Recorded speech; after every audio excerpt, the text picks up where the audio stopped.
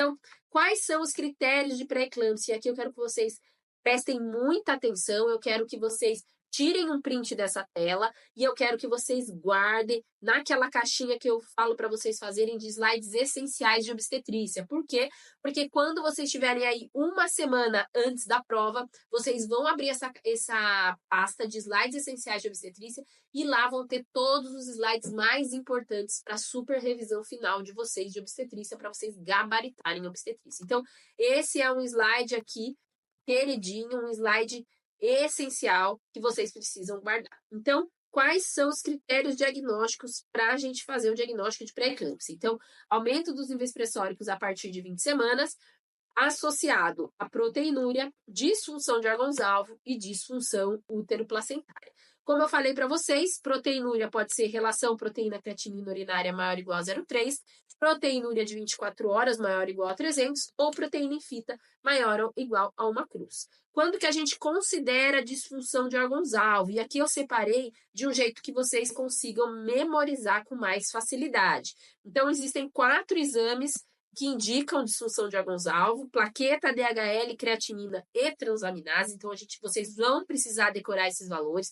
Então, esse box aqui, vocês têm que decorar. Plaquetas abaixo de 150 mil, DHL acima de 600, creatinina maior ou igual a 1 e transaminases maior do que 40, tá? Então, vamos falar.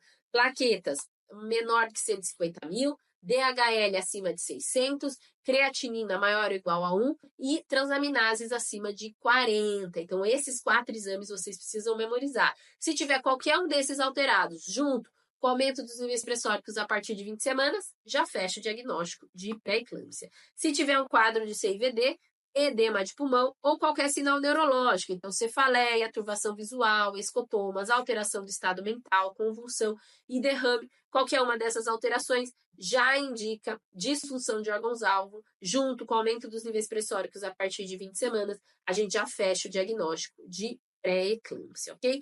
Ou se a gente tiver alguma disfunção uteroplacentária, restrição de crescimento fetal, alteração de Doppler ou morte fetal, por isso que a gente precisa pedir um Doppler toda vez que a gente suspeita de pré-eclâmpsia para a gente avaliar se tem disfunção uteroplacentária. Então, proteinúria, disfunção de órgãos-alvo e disfunção uteroplacentária. Lembrar que em disfunção de órgãos-alvo a gente tem 4 exames que a gente tem que decorar: plaquetas maior que 150, plaquetas abaixo de 150 mil, DHL acima de 600, creatinina maior ou igual a 1 e transaminases maior do que 40. Então, esses 4 exames. Além disso, CIVD, edema agudo do pulmão ou sintomas neurológicos, que aí tem cefaleia, turbação visual, escotoma, a alteração de estado mental, convulsão, qualquer aí alteração neurológica, tá bom? E as disfunções uteroplacentária, restrição de crescimento, alteração de Doppler ou morte fetal, tá? Então, esse slide não tem como, é um slide que vocês precisam saber na ponta da língua, tá?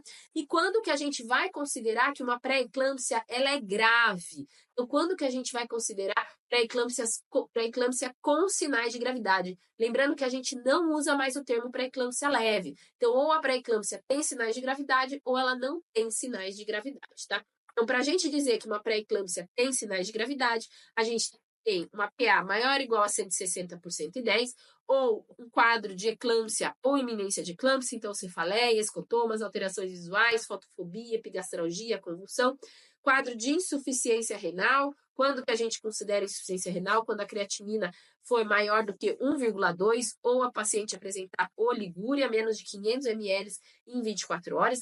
Um quadro de síndrome HELP com plaquetopenia, hemólise e comprometimento hepático, edema agudo de pulmão ou dor torácica. Então, se tiver qualquer uma dessas alterações, então, uma hipertensão arterial grave, né? Então, quando a gente tem uma PA maior ou igual a 160 por 110, quando a gente tiver sinais de iminência de eclâmpsia ou eclâmpsia, sinais de insuficiência renal, lembrando que aqui insuficiência renal é quando a gente tem uma creatinina acima de 1,2 ou oligúria, um quadro de síndrome HELP, que envolve plaquetopenia, hemólise e alterações das enzimas hepáticas, um quadro de edema agudo de pulmão ou dor torácica. Então, aí a gente fecha o diagnóstico de pré-eclâmpsia grave, tá?